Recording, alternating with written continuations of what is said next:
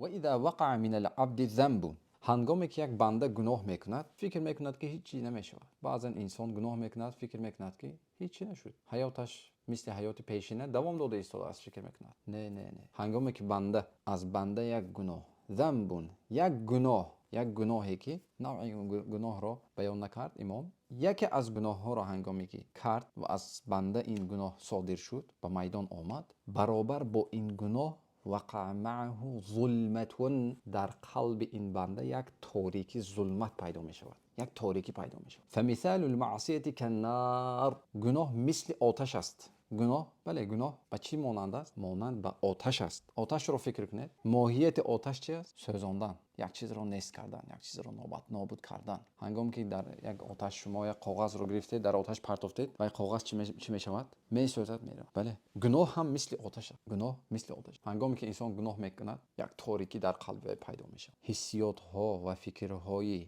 و عملهایی که نیکی بود در قلب انسان همش رو میسوزاند، نیست میکند. خصوصیت هایی که دینی بود، مفکوری که دینی بود، این اخلاق ها رو نیست و نابود میکند گناه. بله و ظلمت دخانها، این تاریکی، ظلمتی که در قلب انسان پیدا شد دود گناه هست. گناه گفتم مثل آتش است، تاریکی در قلب انسان پیدا میشه، این دود آتش است.